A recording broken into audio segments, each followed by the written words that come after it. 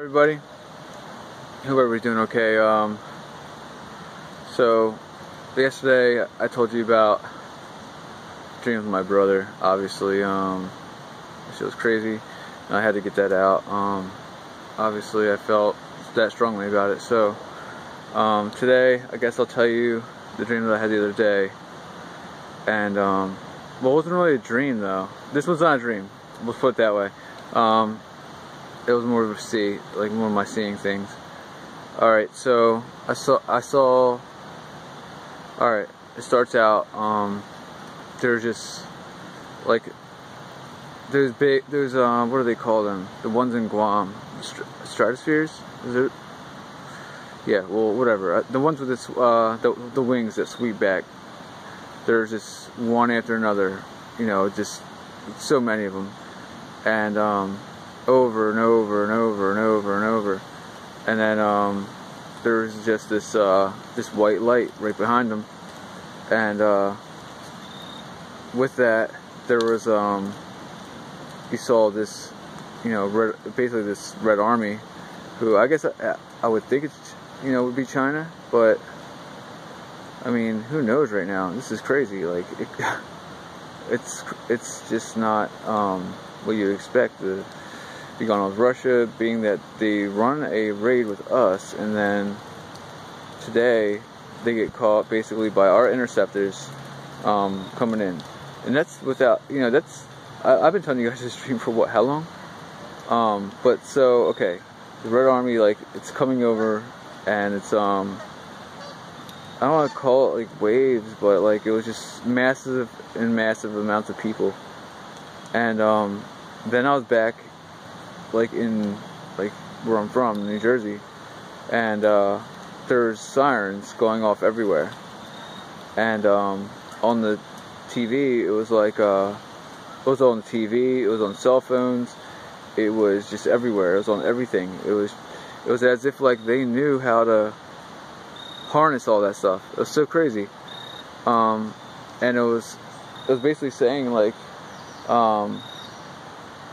this is a civil emergency.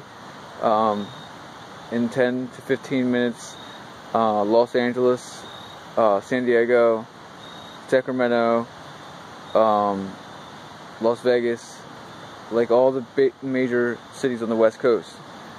And my mom walked in because she heard this, and a family member that lives on the West, he lives in San Diego, and she's like, "Oh my God, I gotta call him. What am I gonna do?"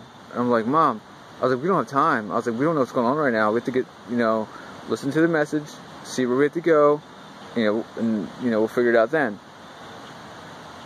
And I looked out, like I was at my old, my house in Mount Holly, and I looked out the window, and there's just people like luggage on their cars, stealing, looting, going into houses that are no longer there.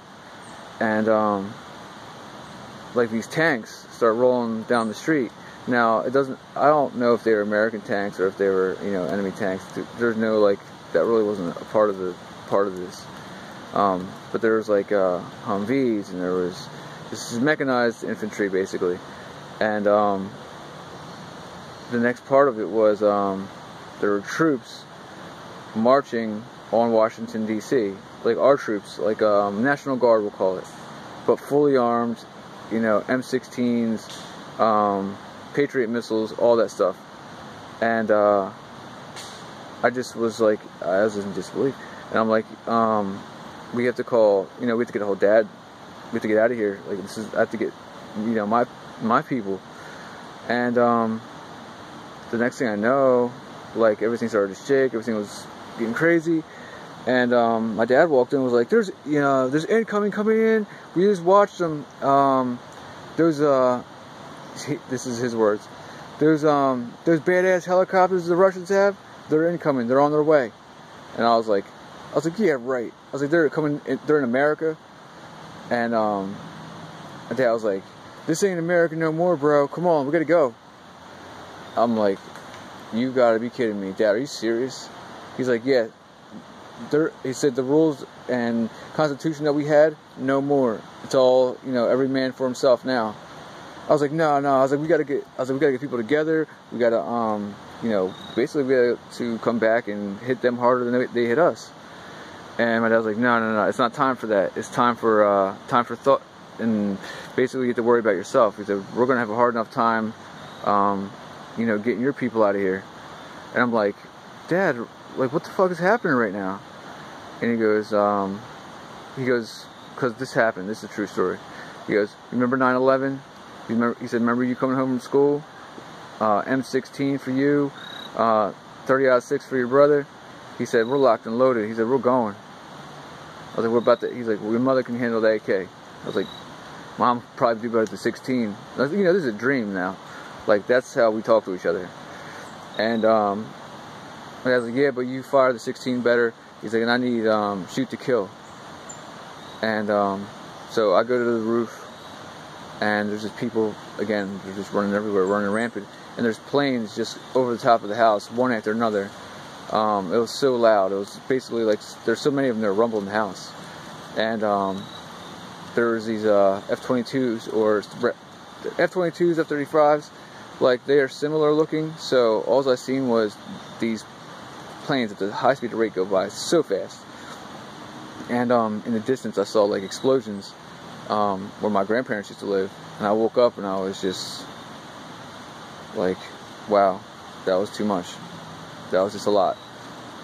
So 2 dreams in 2 days with all this war shit is crazy.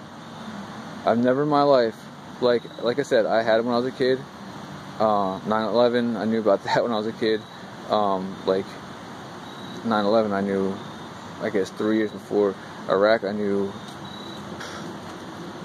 like 7 years before. I was drawing pictures of both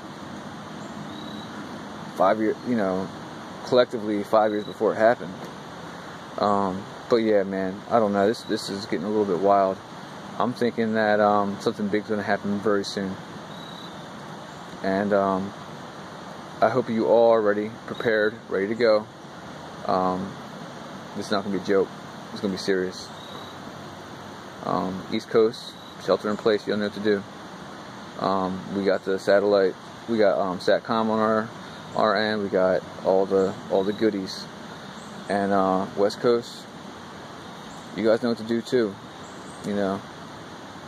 I mean, if your girl Halsey seems to think that she can talk a lot and she's so tough and America and all this, I guess y'all gotta live it up then. You know. What I say? Everybody's hard until the world comes to you. Alright, I hope y'all understand my tenseness right now. But didn't like seeing that. But I had to get this out. I'm out.